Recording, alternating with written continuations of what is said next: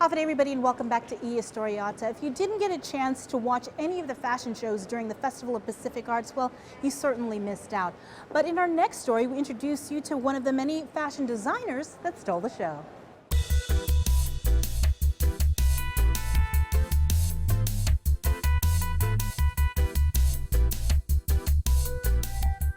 Afternoon, si Joseph Certeza.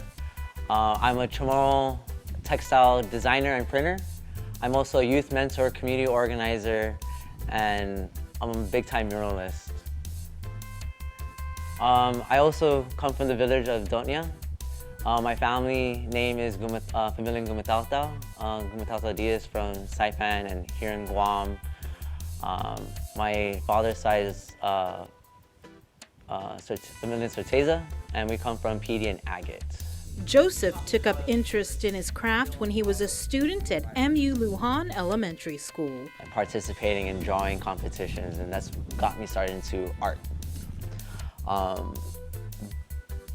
But most of my cultural stories that you see here today and what you're going to see in the Festival of the Pacific Arts came about in 2008 because I moved to the United States. I was a very rebellious high school student who just graduated and wanted to just party and have fun. It was in college, he says, he began settling down and experienced a cultural awakening.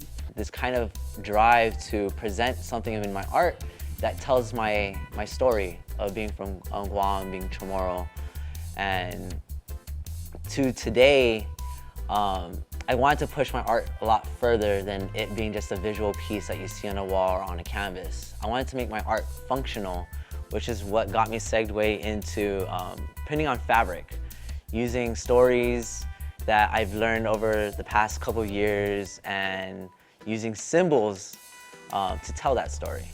And the most functional way Certeza says to display his art, which tells a story, is through clothing. What you see here are a lot of symbols that reflect Micronesian stories primarily, because my understanding of patterns has been influenced by all the older folks that I've run into just talking stories about our own cultures.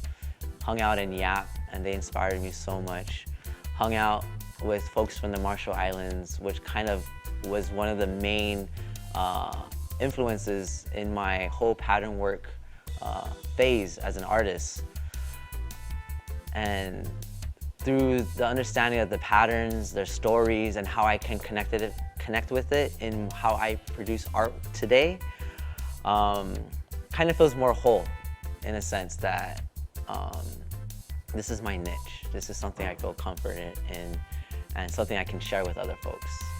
And for functional art, might as well just turn it into clothes. It's wearable art that defines a person and his past, their culture, and sense of community. Yeah, it's an interesting process for me, really. I do get really deep with my process.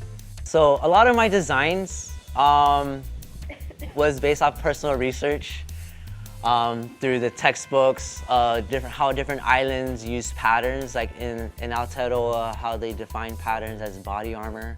And that body armor represents your lineage, your family, who you are, what you have done in your community. And that's kind of influenced me into like fabric. When I did a fashion show in September, I designed skirts that defined the woman who wore it.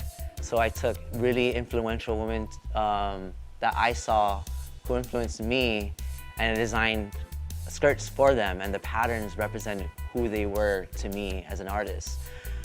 Whether it being a magahaga to a woman who's endured so much through marriage that no matter what, she's still an amazing mother.